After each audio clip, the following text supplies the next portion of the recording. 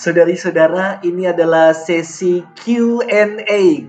Sesi ini dibuat karena ada umat yang bertanya kepada saya dan pertanyaannya sedikit menggelitik saya untuk semoga bisa menjawabnya dan menyambut Paskah yang akan kita rayakan nanti. Semoga kita boleh merayakannya dengan hati bersih, dengan penuh sukacita, supaya kebangkitan Yesus sungguh-sungguh berbuah di dalam kehidupan kita. Saya akan bacakan pertanyaan yang ditanyakan terkait tentang firman dari Injil Matius 26 ayat 24 yang mengatakan demikian. Anak manusia memang akan pergi sesuai dengan apa yang telah tertulis. Tetapi celakalah orang yang menyerahkannya. Adalah lebih baik bagi orang itu sekiranya ia tidak dilahirkan. Lantas umat ini bertanya, ada beberapa pertanyaan yang akan saya jawab nantinya. Yang ditanyakan demikian. Jika semuanya sudah tertulis bahwa anak manusia akan pergi, terus mengapa orang yang membuat itu harus menjadi celaka? Bukankah justru melalui orang itu ia menjadi sarana agar karya keselamatan Allah terwujud? Pertanyaan kedua, Yudas pasti punya kehendak bebas sebagai manusia. Jadi dia bisa saja tidak jahat, tidak menjadi pengkhianat. Tapi kalau bukan melalui Yudas, seperti apa yang telah tertulis itu, apakah firman akan tergenapi? Dan pertanyaan ketiga adalah demikian. Bukannya garis hidup seseorang juga sudah tertulis dan ditentukan sejak semula? Berarti Yudas emang telah ditentukan menjadi seorang pengkhianat, menempuh jalan itu dan mengambil pilihan itu. Selanjutnya, kalau sejak semula, sejak awal ceritanya demikian, lantas apakah kalau Yudas tidak menjadi jahat, rencana keselamatan Allah tidak terjadi? Saudari-saudaraku yang dikasihi Tuhan, menarik sekali ya beberapa pertanyaan ini. Tentu membuat kita bermenung dan berefleksi. Sebelum menjawab pertanyaan ini, saya ingin bersama-sama mari kita merenungkan demikian. Kira-kira apa ya yang menjadi maksud Allah menciptakan kita? Tentu maksud Allah menciptakan kita bukan untuk menyelamatkannya. Bukan itu yang pertama-tama Allah buat ketika Allah menciptakan kita, manusia, dunia, dan segala isinya. Di dalam kitab Kejadian sangat jelas. Kalau Allah menciptakan dunia dan segala isinya, juga menciptakan kita manusia, oleh karena Ia ingin berbagi kasih, berbagi cinta kepada kita. Ungkapan yang paling nyata ketika Allah ingin berbagi cinta, berbagi kasihnya, maka Ia menciptakan kita manusia menurut gambar dan rupa Allah. Ini jawaban dari pertanyaan-pertanyaan yang tadi disampaikan, bisa panjang dan bisa pendek. Saya hanya ingin mengatakan yang pertama yang harus kita garis bawahi terlebih dahulu. Sebelumnya tidak ada rencana keselamatan. Yang ada adalah Allah telah menciptakan kita karena Ia ingin berbagi kasih dan berbagi cinta. Maka Ia menciptakan kita menurut gambar dan rupanya. Namun itulah manusia. Di dalam kitab Kejadian 2 digambarkan kejatuhan manusia pertama.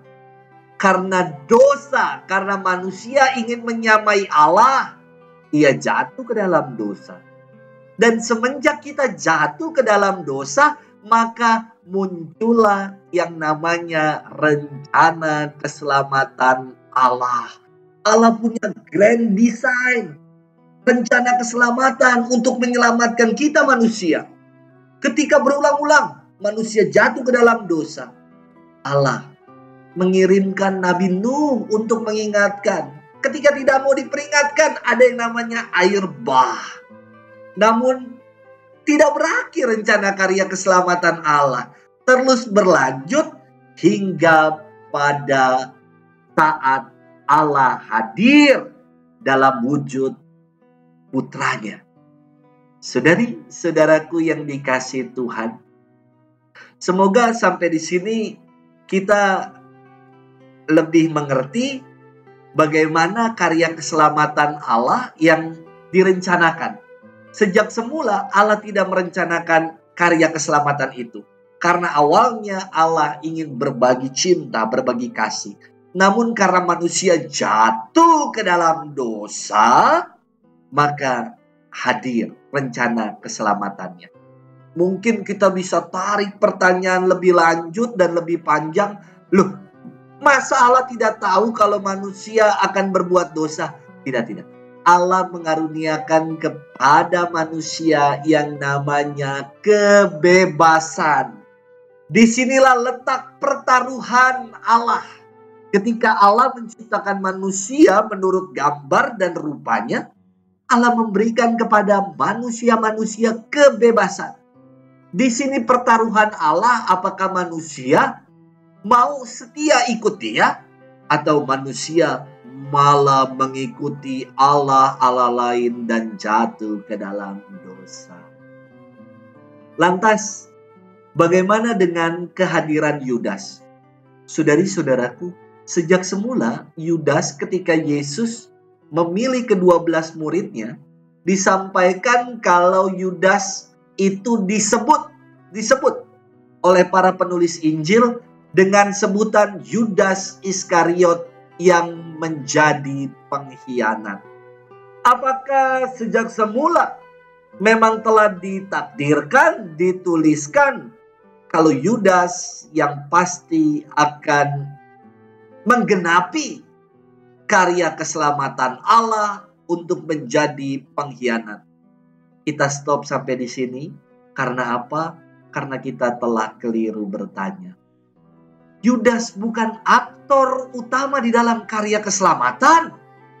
Aktor utama di dalam karya keselamatan adalah Allah sendiri yang hadir dalam diri Yesus putranya.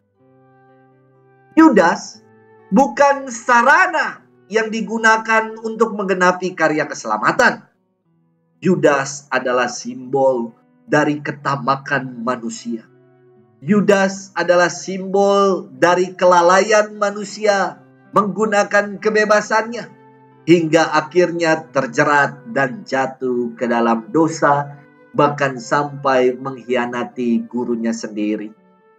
Saudari-saudaraku yang dikasihi Tuhan, apakah tanpa adanya Yudas karya keselamatan Allah tetap terjadi? Pasti terjadi karya keselamatan Allah walaupun tanpa Yudas. Entah caranya bagaimana, tapi karya keselamatan Allah pasti akan hadir, pasti akan dibuat bagi kita. Karena janji Allah bukan janji kosong. Ia tiada pernah ingkar janji. Namun saudari-saudaraku bertanya pertanyaan-pertanyaan seputar bagaimana karya keselamatan Allah terjadi tanpa Yudas? Kita tidak ada yang tahu. Mungkin di dalam permenungan saya, mungkin Allah bisa menggunakan pribadi-pribadi yang lain. Namun biarlah apa yang sudah tergenapi, apa yang saat ini sudah diwartakan karya keselamatan Allah itu kita amini. Bukan hanya kita amini berarti kita iakan, bukan. Tetapi juga kita imani. Kalau Allah kita sejak semula adalah Allah yang ingin berbagi cinta dan menawarkan keselamatan kepada kita. Semoga dengan karya keselamatan yang Ia telah canangkan melalui peristiwa penebusan yang luar biasa. Tiada Allah yang mau hadir di tengah-tengah kita menjadi sama seperti kita, bahkan mau mati demi menebus segala dosa-dosa kita selain Allah yang kita sembah. Semoga melalui peristiwa itu kita semakin diyakinkan akan cinta Allah. Cinta Allah yang enggak setengah-setengah, Ia sungguh ingin mencintai kita secara total, secara utuh. Maka pertanyaan buat kita, apakah kita juga mau mencintainya secara total dan secara utuh? Sekali lagi, ini adalah hermeneutika. Hermeneutika adalah sebuah penafsiran. Semoga penafsiran ini dapat membantu kita untuk semakin menghayati misteri karya keselamatan Allah dalam perayaan Paskah, kebangkitan Tuhan yang akan kita rayakan. Tuhan memberkati kita sekalian. Amin.